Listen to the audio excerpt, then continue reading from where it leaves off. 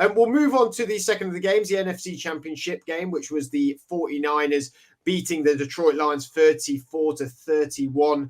Johnny, I mean, they were all over them in the first half, the Detroit Lions. They went into the half looking really, really good.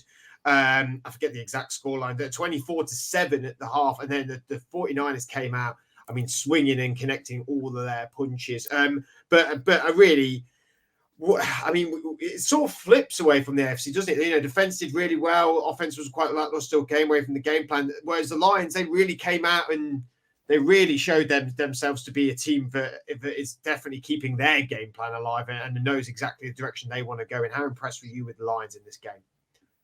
Yeah, I mean, it was obviously a stunning start to the game. You know, rushing touchdowns from Jameson Williams within, I think, was it the third or fourth play, followed up by, you know, the other two running backs, Montgomery, and then Gibbs got the third one, didn't they? The line showed what they've been doing so positively this year, and the 49ers defense really struggled to get any sort of, any sort of stoppage going really in the first couple of quarters, beside obviously the touchdown score from Christian McCaffrey. But yeah, it was obviously a game of two halves, and you know, take nothing away from the Lions. They went out and played, I think, the game that you know, they'd always, and you know, this is how they've played for the majority of this season. So I've got no qualms in. You know, obviously, I'm sure we'll talk about some of the decision making, you know, the questionable decisions, even in the first half. You know, that decision to kick the field goal rather than doing what many of us expected, the Lions to go on the 4th and short to get a touchdown to make it 28 or 28-7 going into the half. But yeah, taking the 3 points instead. Yeah, it was. I mean, the Lions will obviously take a lot from this, and you know, it's disappointing for them, but I think they can hold their heads high. I think they have showed, you know, a lot of resilience this year, and you know, a team that everyone likes. I think to follow and support in these big games. And obviously, they've had good news as well with their offensive coordinator staying on. So hopefully the band can get back together and put on a show coming back next year. They've just been really enjoyable to watch this year, haven't they, Andrew? I mean, they have turned the corner. And I think we'll talk more about Dan Campbell in a moment. But really, since he's walked through the door, this team's just gone from strength to strength to strength. And I mean, you look at their draft class they had this season, that have just all played at a phenomenal level. I mean, I part of me, I know I went the Lions, and because I even though I probably thought 49ers were going to win, but I like the Lions to win because I thought they could bring that tenacity. But they didn't fail, like Joe said, they didn't fail to stay true to who they are in this game. And it was, you know, gung-ho and exciting and fun, and they are, I know we joked in the last pod, I said the sort of America's team, the team that America wants to support. And obviously Adam took a little bit of offense to that given their divisional rivals with the Packers. But they're a joy to watch, aren't they? They're a joy and yet frustrating all at the same time.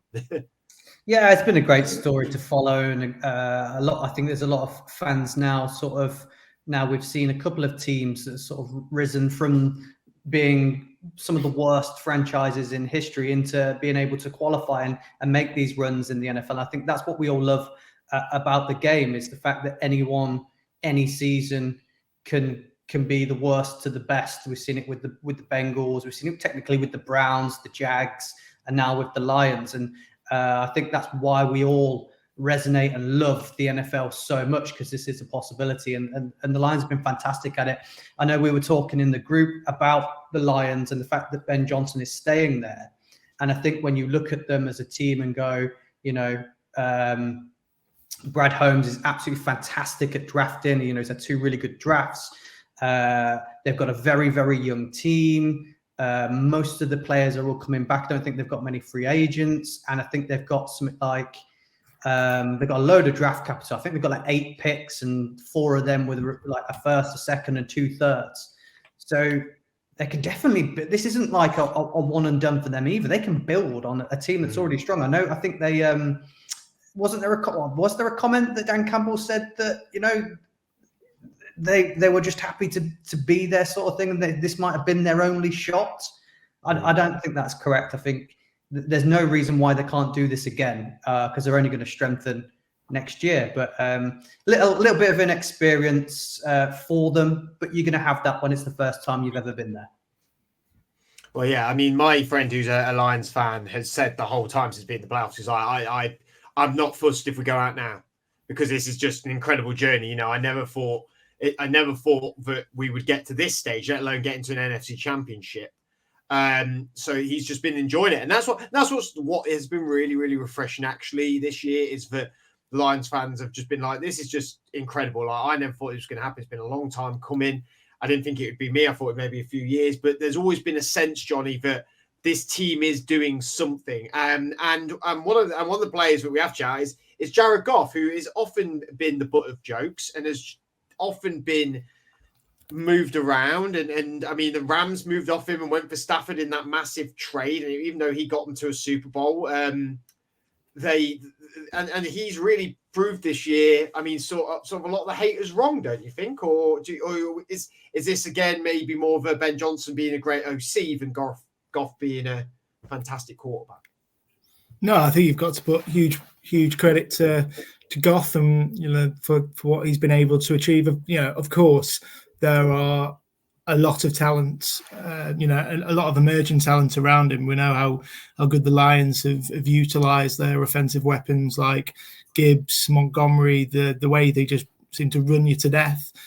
Jameson Williams obviously in this game was outstanding with his rushing and ability, and if they can just get the ball into his hands, see what he can do next year. I'm looking forward to seeing him. But Jared Goff's the leader of this offense. He personifies, I think, the grit and the sort of comeback kid sort of mentality that the Lions are all about. And they'll be left wondering what could have been, especially going into halftime of with such a big lead against the Niners. But I think that's just part of the storyline. I agree with Andrew. I think they will be back. They've got a great chance next year if they can. They've kept Ben Johnson around. Obviously, that was. I think we fully expected him to leave, especially for the Commanders. But yeah, so that's huge positive news. And Goff, I think, is probably expecting a newish contract fairly soon. I think he's deserved it, and the Lions are in a good place to continue progressing under him for the time being.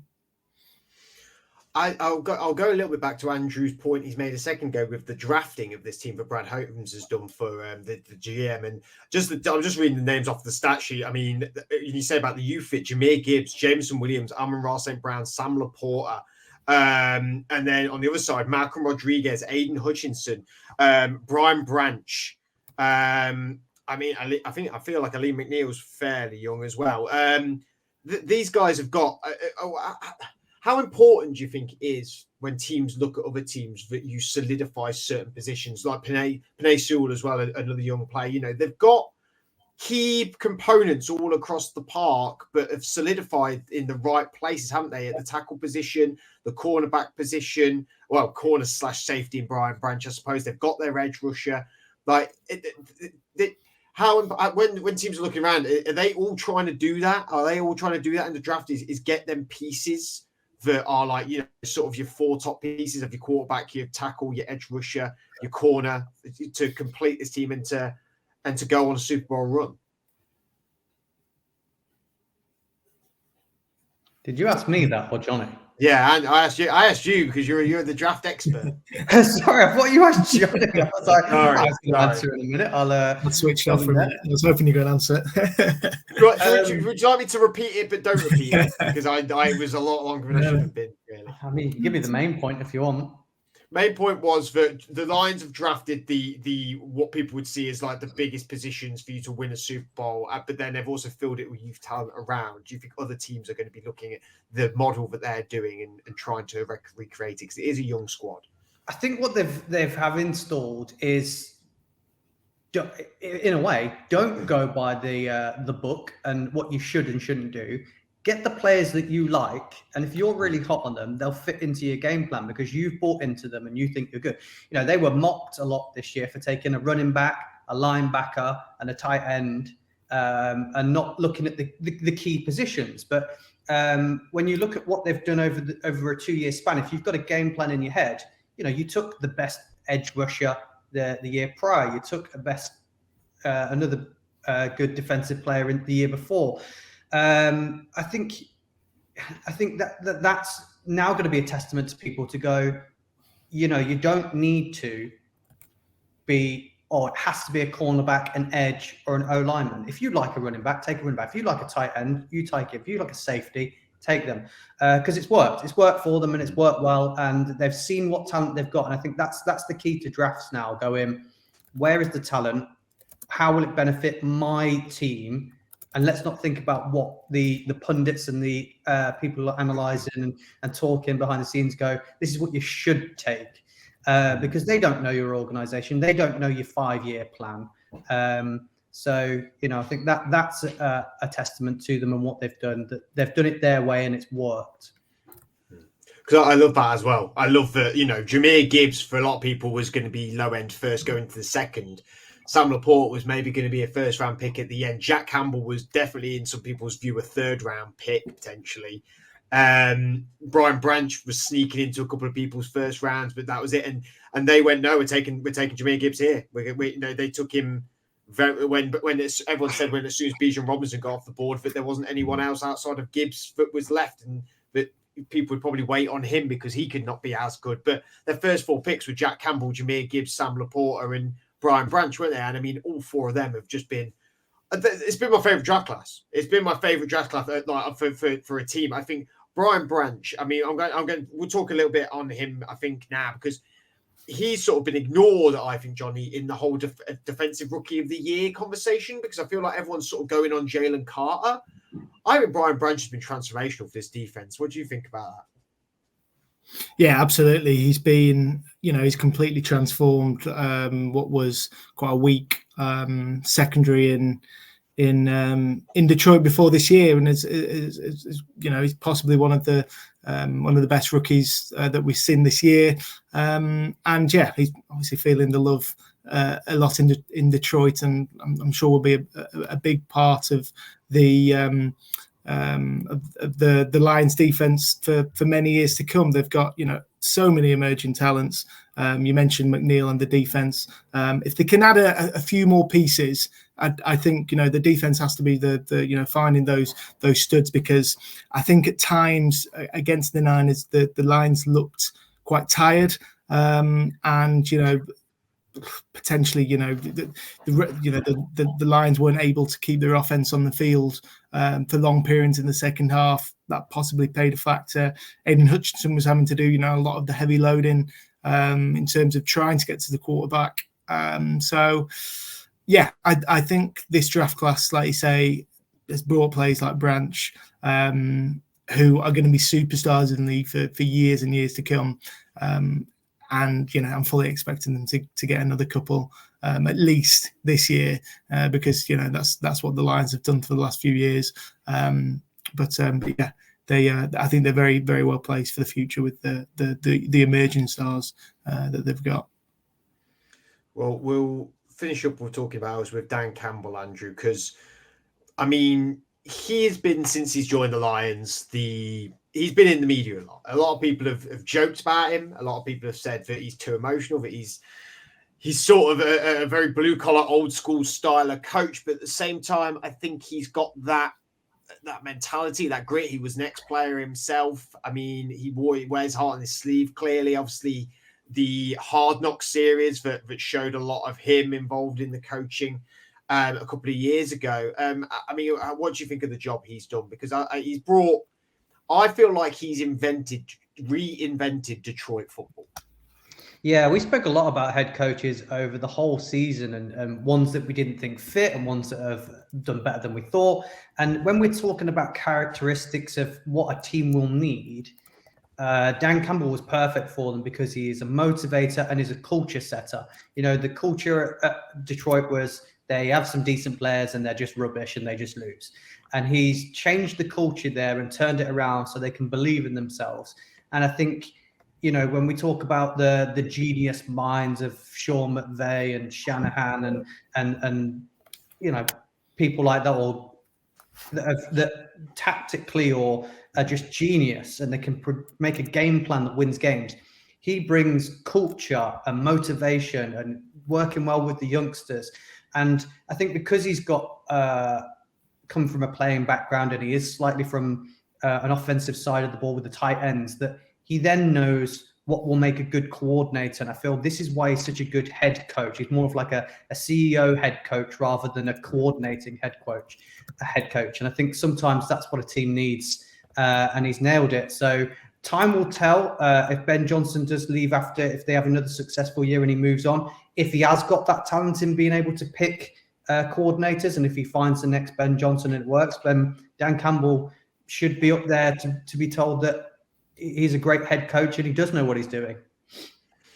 Johnny, you sort of mentioned it earlier, though. Do you find that sometimes he is maybe too aggressive with the play callings? We saw a lot of people have already blamed him for this loss. I would argue that a fumble and a ball that should have been easily intercepted was more of a factor than Dan Campbell being a bit risky. What do you think? Because he's always done that. I have to give it to him. That's the only thing I'd say. He's got a brand and he sticks on it. He doesn't wave off of it, which I do quite like. Perhaps. I think I don't read too much into it because exactly like you say, the Lions have been, you know, this aggressive for all of the season. You know, that's who they are. That's how they play. Whether that's right or wrong, that's what has brought them success to get them to the NFC Championship games. There's obviously decisions that, in hindsight, I would change now. I referenced the first one where Campbell, I think, on probably any other occasion, it's difficult to say in hindsight, but I think he would have gone for the fourth down rather than taking the field goal at the end of the second. Yes, okay, he's up two touchdowns and then a field goal, which is a very comfortable lead, but that would have been a real sucker punch in the Niners. To have that at half time. I think, obviously a couple of the other fourth down decisions, largely, I think we can largely blame them perhaps on obviously the one that did make in the Gibbs fumble. Those can go either way, and I don't have any qualms against the Lions going for it as they have. Experience, I think, like this and losing this game in the way that they did will probably alter their decision making for the next time they're here. And that's not just Campbell. I think some of the play call, even right at the very end when there was a minute to go and they didn't get it with the Montgomery run, they had to burn a timeout. That's on both the offensive coordinator and the head coach. So I think it's all part of this learning game for the Lions. They've done incredibly well to get here, and the way that they've done it is being aggressive and with that mind plan. It's just about perhaps sticking to that, all throughout the game, or when it comes to those sort of big games with so much on the line. That they alter and stick to their judgment for that particular scenario.